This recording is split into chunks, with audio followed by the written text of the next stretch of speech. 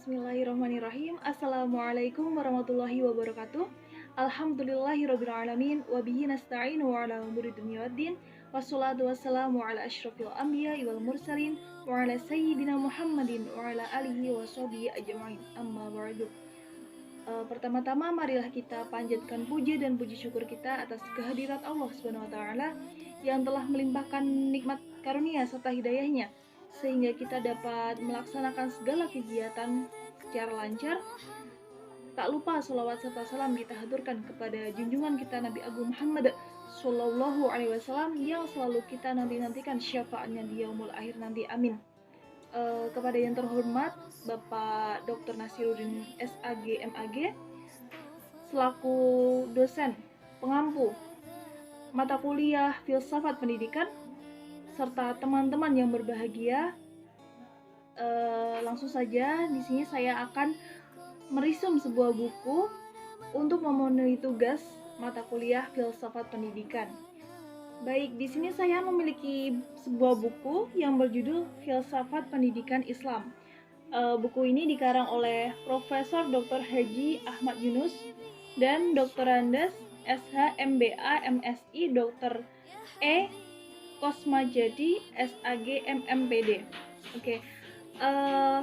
Buku ini diterbitkan oleh penerbit Univ Majalengka serta diterbitkan pada tahun 2015.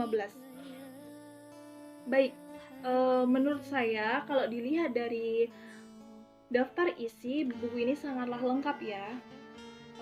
Mulai dari bab pertama sampai bab akhir, yaitu mengenai pengertian dan ruang lingkup filsafat pendidikan, sejarah perkembangan pendidikan Islam, alam semesta, manusia, masyarakat, dan ilmu pengetahuan, hakikat pendidikan, pendidik dan peserta didik, kewajiban mencari ilmu, peran dan etika ilmuwan, tujuan dan fungsi pendidikan dalam Islam, hakikat kurikulum, alat pendidikan, metode dan evaluasi, serta yang terakhir yaitu bab yang terakhir yaitu tokoh-tokoh filsafat pendidikan. Baik, dari sekian bab yang sangat lengkap ini, saya memilih salah satu bab untuk saya risum. Menurut saya yang paling menarik yaitu mengenai alam semesta. Baik, ini bab 4, alam semesta. Apa sih hubungannya alam semesta dengan filsafat itu? Apakah keduanya saling berhubungan? Begitu. Akan kita bahas lebih lanjut. Halaman 48. Nah, bab 7 mengenai alam semesta, manusia, masyarakat, dan ilmu pengetahuan. Nah, dari alam semesta, manusia, masyarakat, dan ilmu pengetahuan, saya memilih salah satu yaitu alam semesta. Apa sih hubungannya alam semesta dengan filsafat itu?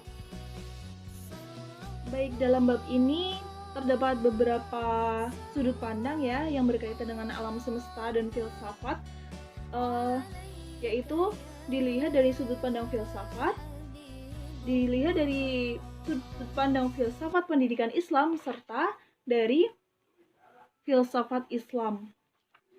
Baik, langsung saja dilihat dari sudut pandang filsafat, bahwasanya alam semesta ini memberikan banyak sekali inspirasi kepada manusia untuk memahami keagungan Sang Pencipta. Nah, pada masa awal-awal kelahiran filsafat Yunani kuno itu terdapat adanya filsuf-filsuf alam. Nah, mengapa sih mereka itu dipanggil sebagai filsuf-filsuf alam? Nah, alasannya karena pemikiran-pemikiran mereka itu diambil atau dibangkitkan oleh kekaguman mereka terhadap alam semesta beserta fenomena-fenomenanya, begitu. Nah, bahkan alam semesta merupakan objek pertama bagi mereka filsuf-filsuf alam tersebut sebagai kajian pada masa filsuf Yunani Prasokrates begitu. Nah, renungan tentang alam mampu memberikan pencerahan kepada manusia untuk keberadaan Sang Pencipta begitu, serta mendorong lahirnya filsafat sekaligus memerangi mitos.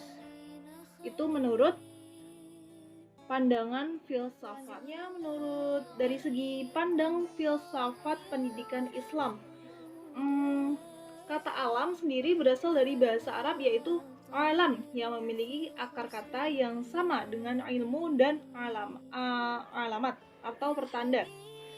Ketiga kata tersebut memiliki keterkaitan makna. Alam sebagai ciptaan Allah merupakan identitas yang penuh hikmah sebagai bahan renungan bagi masyarakat, bagi manusia.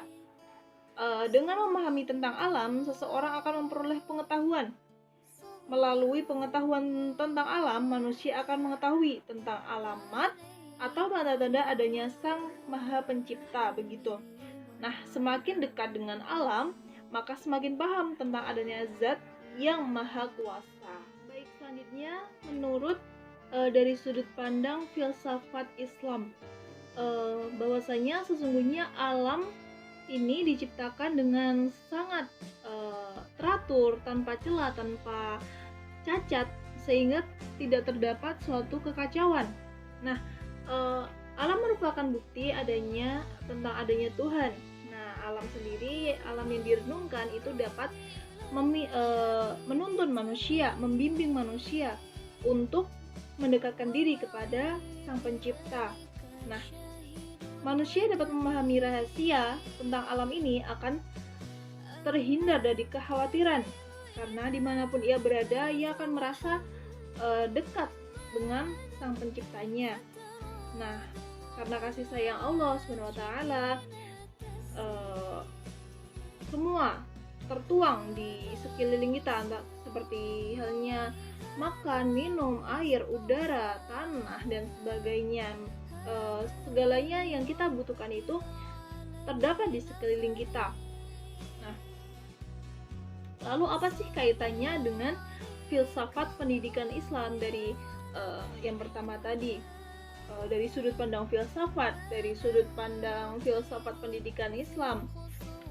Lalu menurut filsafat Islam, lalu apa sih hubungannya dengan filsafat pendidikan Islam?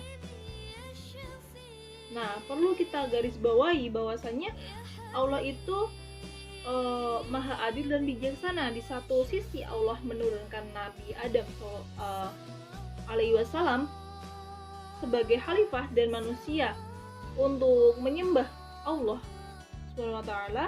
Di sisi lain Allah menurunkan kitab-kitabnya begitu sebagai petunjuk dan telah menciptakan alam semesta sebagai sarana. Jadi ada khalifah, ada kitab sebagai petunjuk, serta terdapat sarana-sarana begitu. Jadi di dunia ini sangatlah lengkap apa yang diberikan dari Allah begitu. Nah, dengan demikian Allah menurunkan Al-Quran kepada Nabi Muhammad itu sebagai kitab bacaan untuk disampaikan kepada manusia, dan menciptakan alam sebagai kitab pengamatan dan penelitian begitu. Alam semesta ekspresi nyata tentang hal-hal yang terdapat dalam Al-Quran, baik Al-Quran maupun alam semesta, kedua-duanya merupakan sumber agama dan ilmu pengetahuan yang sama-sama bersumber dari Allah Subhanahu wa taala.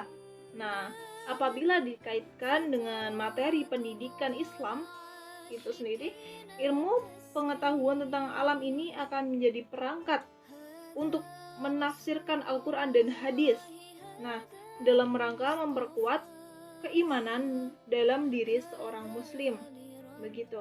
Fakta-fakta alam yang sesuai dengan apa yang tersurat dalam Al-Quran menjadi penguat keyakinan seorang muslim tentang keagungan Allah SWT, serta memberikan pandangan komprehensif dan metode terpadu dalam membangun akidah yang murni dengan cara memaparkan bukti-bukti dan fakta yang jelas di alam raya ini melalui ayat-ayat kauniyahnya, kauniyah Allah.